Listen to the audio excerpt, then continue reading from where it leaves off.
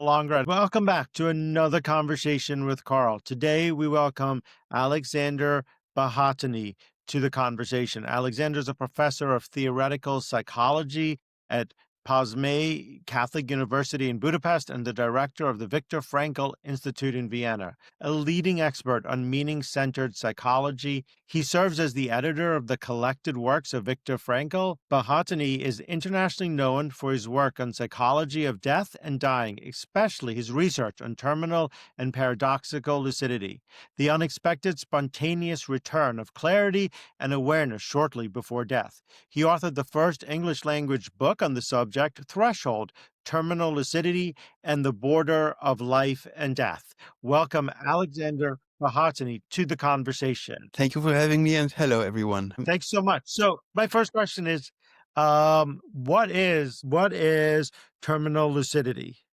Or Right. paradox, sorry. What is paradoxical lucidity? I got the word paradoxical lucidity. It's a good question, actually, the way you phrase it, because we are still undecided between paradoxical and terminal lucidity. I will tell you what we find and what we research. Yeah. So paradoxical lucidity means the unexpected and therefore paradoxical. And I mean unexpected in a scientific sense of people who do suffer from neurocognitive disorders such as dementias or strokes with severe cognitive impairment as a result of having had a stroke, and other chronic disorders which leave a person basically severely cognitively impaired. Now, usually these are believed to be, and the textbook tell us so, irreversible. In other words, you don't expect a spontaneous remission. You don't expect a remission, and especially not a spontaneous remission. And paradoxical lucidity refers to exactly that, namely, from time to time, such patients surprise one, both caregivers, professionals and relatives and family caregivers, by returning. And returning means, I mean, to be specific, someone who might have even forgot that this or that is his son or daughter, suddenly knows the name again, has access to all biographical memories, is oriented, and is able to enter meaningful conversation, dialogue. Yeah. How long does that usually last? Anything between a few hours and a few minutes. I think we've got 450 cases now, and there's a large variety, but usually it's a few hours to, let's say, 10 to 20 minutes. Yeah. And when it comes to terminal lucidity, which is a subtype of it, yeah, which is when we observe this towards the end of life. In other words, in the last, let's say, 24 hours to 1 minute before actually dying, yeah. In our case, what we have been collecting, the majority of cases are terminal lucidity cases. So when somebody has it, they go back to being, so someone who has had a stroke all of a sudden comes back, and then and they've been incoherent for so long, and now all of a sudden they're coherent? Yes. And I know how surprising this sounds. The point is, I experienced this before. In 2009, suddenly the time was ripe, yeah, and 3 papers were published in different scientific journals on such cases. A few years before that, my own grandmother, who lived in Geneva, I was a student in Vienna, Austria, she in Switzerland. One day my mother called me and said, "Call grandma." And the idea to call her would have been absurd even a few hours before that, because after having a couple of strokes, she was largely incapable of language comprehension, let alone language production, let alone having a dialogue, which means even more than that, because you have to understand, you have to coherently answer that. And yes, it does happen. It doesn't happen too often. That's important to say that. So I don't want to raise hopes which are in all likelihood going to be unfulfilled. We don't know yet how often it does happen. But there has been one prospective study. In other words, you take a collective of 100 people, follow them until the end, and see whether any, and if so, how many lucid episodes. And in 6%, it did occur.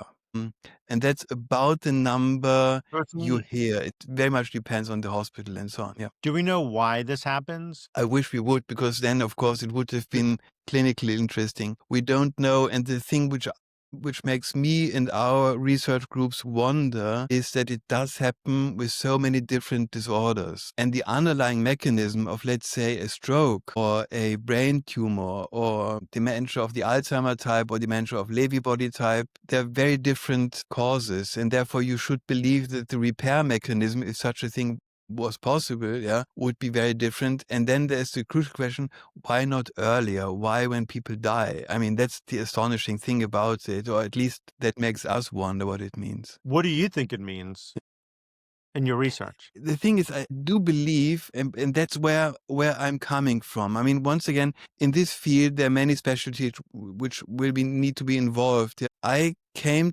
before my grandmother had this unexpected lucid episode. I was doing research into near-death experiences. And I think there's a certain likelihood that there's an overlap between the so-called near-death experience and terminal lucidity. Why?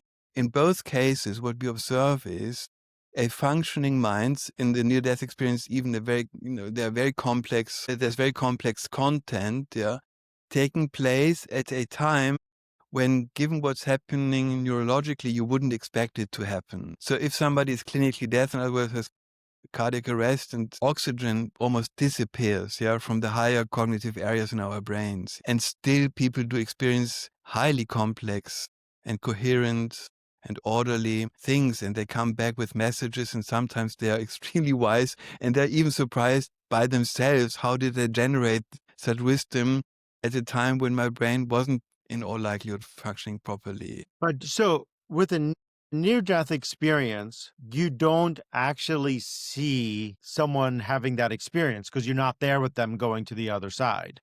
That's a very good point. The paradoxical lucidity, you're in the room and you get, like, for example, with you get to talk to your grandmother. Yeah, I mean, that's a very So important there's point. more.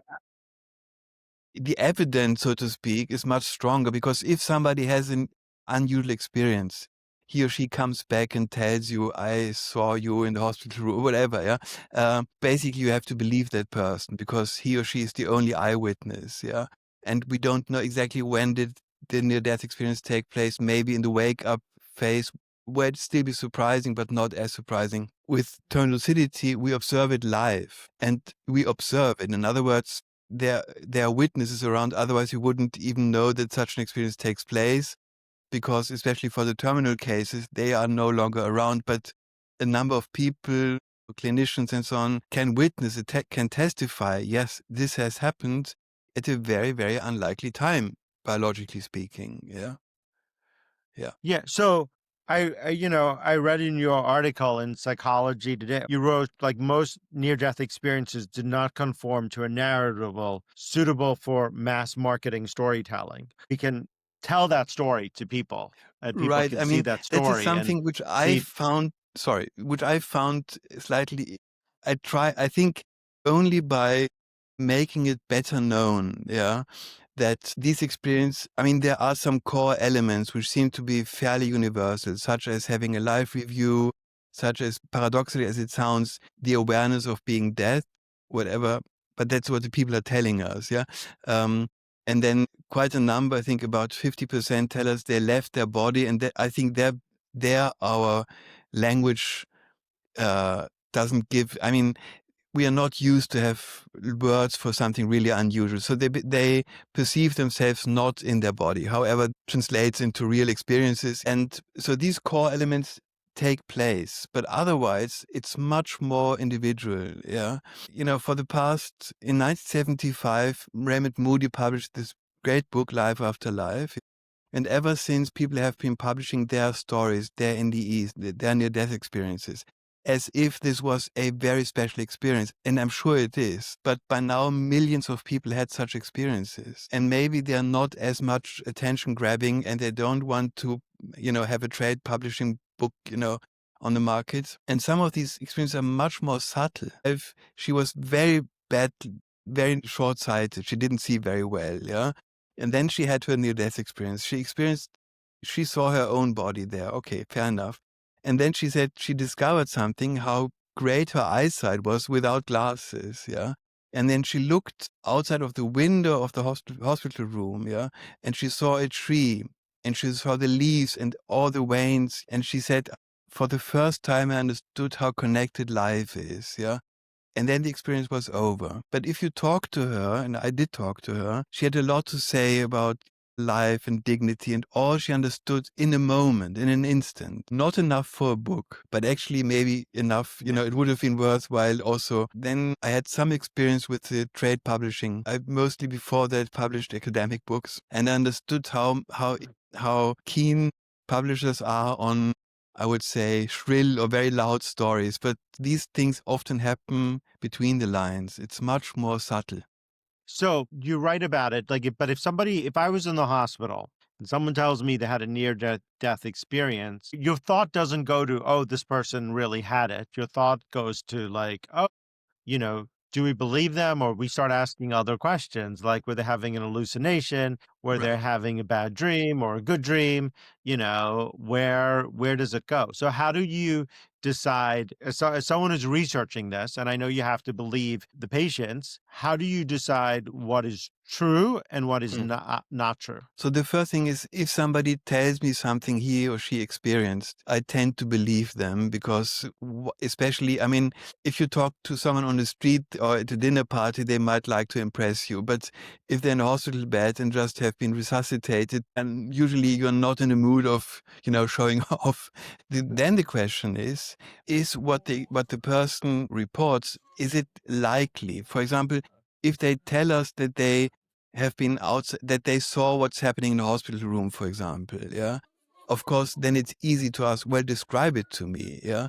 Um, and if it makes sense, and sometimes it makes astonishing sense, and in other words, people sometimes come back with information gathered during a time when they were unconscious for sure, yeah, then of course it's no longer a question whether you believe them, but you try to note it down and try to check that they hadn't have other ways to know what they're knowing, yeah. And sometimes then the detective work begins. Other experiences are much more, let's say, untestable in the sense of they experience, let's say, otherworldly landscapes. And then the art is to ask questions without questioning. In other words, encouraging them to report what they've seen. I wouldn't believe that one near-death experience is evidence of anything. But if two such patients, 300, a million tell you something, it's all astonishingly similar, but very individual, but the undertone is very similar, yeah, then of course you have a problem, and not they have the problem. You want to know what's happening, you want to understand it, as far as you can understand, as we can understand it, yeah. What is, you said an underlying tone here. What is the underlying tone in all these near-death experience stories that you find? Most of not all. Most of these experiences seem to be very peaceful. Some of them seem to be peaceful and at the same time blissful, very energetically beautiful, yeah. But most of them come if you talk to people who had a near-death experience. It's one thing to read it, but if you listen to them, they almost radiate. I mean, they look at you and they are gleaming with a certain conviction. I've been to another place. This was not a dream. It was more real than dreams. And by now we have some patients who also have drug experiences. They took LSD or ketamine or mushrooms, and they are very clear on that it was more real than reality. It was not a dream. It was not intoxication. It was something, they have been somewhere. And frankly, I don't know any one case, even skeptics who had such experiences, who would say it was unreal. Rather, Yeah. So they're not, but when you're looking at them, do you ever think to yourself, like, if I'm listening to this, there's some dreams that I've had that I feel very real, that are very right. real. And there are some experiences, like, I'm sleeping, I wake up and I could tell you a story that never happened. Yeah. Like, how do we know the difference between that and me not having a near death experience when I'm sleeping? Yeah, thank you for the question. And I think we all know that we dream something which is so beautiful and hope that it's not a dream, and then wake up a few hours later and say, damn, it was a dream. I'm very sure I'm very much ready to concede that some of these experiences which are collecting, yeah, are not genuine near-death experiences, but are dreamlike, yeah, and might happen during the wake-up time. Yeah, what usually happens is somebody is resuscitated, and you don't 5 minutes later interview him. But let's say a day later, they will come to you, or you come to them, and they will tell you, look, I experienced something very strange while I was away. There are a few objectively testable things during which we can look at. The other things are just, reports, and we have to believe them or not. Yeah. But sometimes people know what was happening. Michael Sabom, a cardiologist, did a study a while ago, I think 2 actually, in which he asked people who have been resuscitated and had a near-death experience, and a control group of people who were resuscitated but did not have an NDE, to describe the procedure of being resuscitated as if watching. Yeah. I don't have the numbers right on the spot, but I think that about 80%, so a large number, of those who did not report an NDE made some grave error in the description of the procedure. But I do remember the number of mistakes from the NDE group. It was 0, which is extremely good, given how fallible memory is. Could they have read the reports afterwards to give you a description of what happened in there, or if there's any writing? Is there any chance, or no? Possible, but why only the NDE group? Why not the other group? They were also resuscitated, yeah? And by the way, I mean, this study had been done in the late 80s, so it was before you could ask ChatGPT, please give me a good description, yeah, or maybe even Google. So yes, possible, but not very likely. And there are also some, there's one type of experience which we are currently looking at, yeah? It's very hard to find such cases, but they do happen, yeah?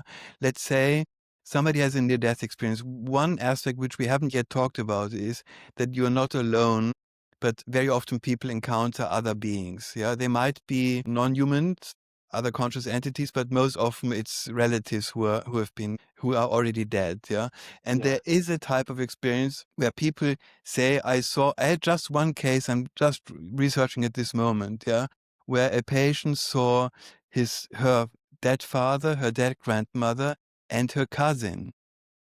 Yeah. And when she returned, she told her mother and her husband and her brother, I saw dad and grandma, but why my cousin Katie? And then they said, well, she died this morning, but we didn't want to tell you because you were in medical crisis.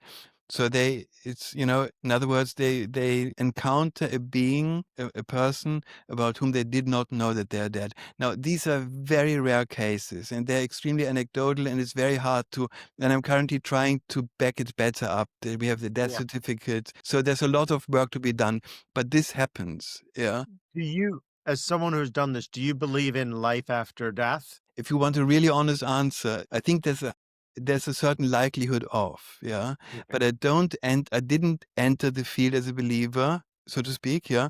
And or let me put it differently. When I talk with 10 NDEs in a row, it's very hard not to be totally convinced because they are so extremely convincing, yeah. But the Yeah. next day when I'm writing it all down, I sit here and think, oh well, how likely is it? And that's an honest answer, yeah. I'm Yeah. torn between look, either way, it's a scandal. I mean, if death is the total end, it would be, wow, in non-being, what is this? Yeah. But if it's continuing, it's also a scandal. So there's no easy way to answer this Good question. question. Yes. No, when you're looking at it and you're talking to these people and you're trying to figure out what is going on. And do these people that you speak to that have near-death experiences, do they come back believing Yeah. that there's another side? Are some of Yes. them atheists when they start out, and then after they have this experience, they change? Yes. So there's a large amount of studies looking at the outcomes, inner, beliefs and so on and also psychological profile of people who had an NDE. And one thing you consistently find, study over study over study, is that most of them are convinced that there's a life after death. Yeah. And it doesn't seem to depend. It's not a function of what they believed before. In other words, there are people who did not believe, who didn't even think about it, who thought it's utterly unimportant or so, and who then are believers. And I had one quite funny student actually who had a near-death experience, yeah, who was really keen on non-existing, yeah. And he said, when he had this experience, he thought to himself, no, so it does continue, yeah. And Yeah. he was really unhappy. So it's more than mere wish fulfillment, at least on a conscious level. I mean, there are many layers which are involved. How did you get started in studying about death and dying? Actually don't know. I've been always interested in chemistry, and in the one day I was a teenager, I believe, but somehow um, I was fascinated. When I was getting older, like 19 or so, it really struck me the idea of, there are two fateful events. We are born and we are going to die, and in the middle of it, we have to somehow make the best of it. And it never left me as a topic. I mean, I also looked at other things such as, Viktor Frankl and psychotherapy and so on. But once again, also these areas are very much connected to death and dying. When you're teaching students about death and dying, how do they react to your class or your classes? Well, they know what to expect because otherwise they wouldn't come. And then my work is, sometimes people know about it. I would say they're really interested. Of course, they're really interested. Some of them are moved, and I try to be very, cautious and kind and to accept. And I always tell them, this is going to be about this topic. If it's not for you or if it's too much, then please leave, or we make a pause or whatever. So they usually, sometimes it's the overactive and overzealous, which you have to sometimes calm down. There are still many more questions than answers. Yeah. And if one enters this field, I think one has to live with the idea that there are going to remain more questions than answers, because we're looking at really the very last questions of who we are, what we are, and so on, and what our future might be. And therefore, a certain epistemic humility or modesty is fairly important. And I don't expect answers during my lifetime. I don't really want to find out is the honest answer, right? None of us want to find out. Exactly, yeah. Yes, that's the hope. We don't find out. How do you talk to like skeptics about this? Well, I mean, there's one thing we can agree on. People do have near-death experiences. At least by now, this is accepted. Yeah. When Moody and the first work on this topic came out, there were still skeptics saying, well, it doesn't happen. It's only confabulation and they want attention and so on. I think by now it's in the textbooks that it does happen. I often talk to skeptics because the question is, how a skeptic of what? Yeah. Sometimes people claim to know much more about human nature and therefore also about the nature of death than we do really know. In other words, they're strong believers in materialism, for example, which is a philosophical position. There's no way of empirically proving materialism because it's an ontological position. Good to talk with people who are really very much minded or focused on empirical research because they have good ideas, and they often tell us, it's a good idea to look at this area or that area. My experience by now is, after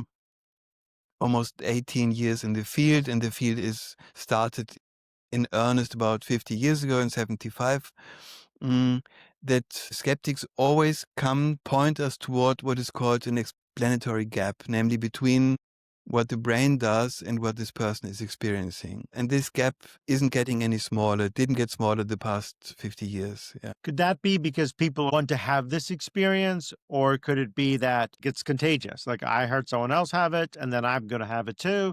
Yeah. Or could it just be that people are actually having it and then they're hearing this and it's giving other people permission to talk about it because they've been through their life. They don't want to be called crazy. They want to Yeah. be. So I think there are a number of reasons for the second alternative, and I'll give you two. The first one, so nobody knew the term near-death experience until 1975, and Raymond Moody coined the term and wrote a bestseller. Now, a few years ago, a group of researchers looked at near-death experience reports before 75, so before there was even a term for this, and after, compared, is it a cultural phenomenon? In other words, do people believe this is what I'm supposed to have and therefore I report it? Yeah. And there was indeed no difference. I mean, you couldn't see, looking at a report, you couldn't, by looking at it, see or understand was it before or after 75. And the second, now that they have a term that they can use it and talk about it, yeah,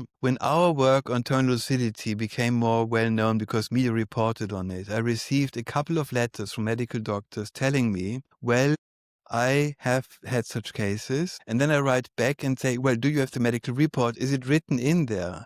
And then they reply, no, because I wouldn't have known. What do you say? The person miraculously returned. There was a moving reunion. They didn't report it, yeah, because lack of You a but better.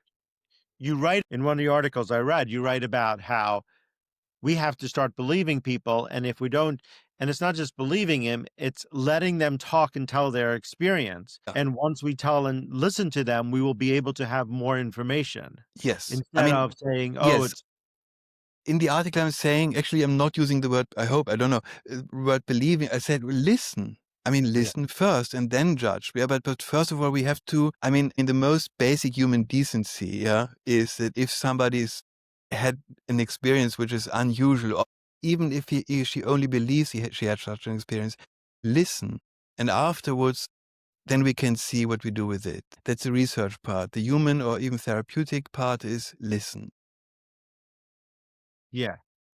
We have to learn how to listen, because once you learn how to listen to someone telling you their story, doesn't they what happened to them and they believe it. If it really happened, we don't know, because we did not go to the other side with them. Yeah. So we do not know if it's real, but what they claim happened, and I think that we have to give them the space to believe. Exactly. And by doing so, we also encounter reports which make one wonder, how does this person know what happened during a time when he or she was unconscious in the emergency room? Yeah. And then going back to paradoxical lucidity, because now we've Mm. been talking about near death experiences, but paradoxical lucidity, when you're looking at that experience again, they last for a few minutes, they last for maybe 24 hours.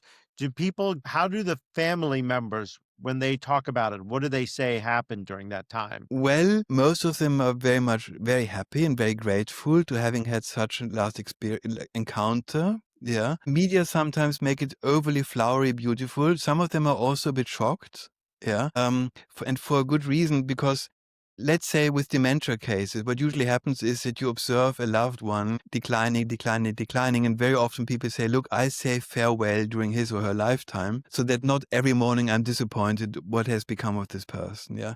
And then they sometimes ask me, did we say farewell? Did we give up too early? Would we have been around for longer? Would we have had a chance earlier to get him or her back, so to speak? What usually happens is that the hospice or the nursing home is calling and says, the biomarkers are moving towards decline. He or she will die soon. So if you want to say farewell, come now. And then they come, and then often the nurse in the gangway will say, well, we don't know what's happened, but everything is different with this person today. Yeah. And then they enter, and suddenly he's again there, and there's life in the eyes, and they recognize you and so on.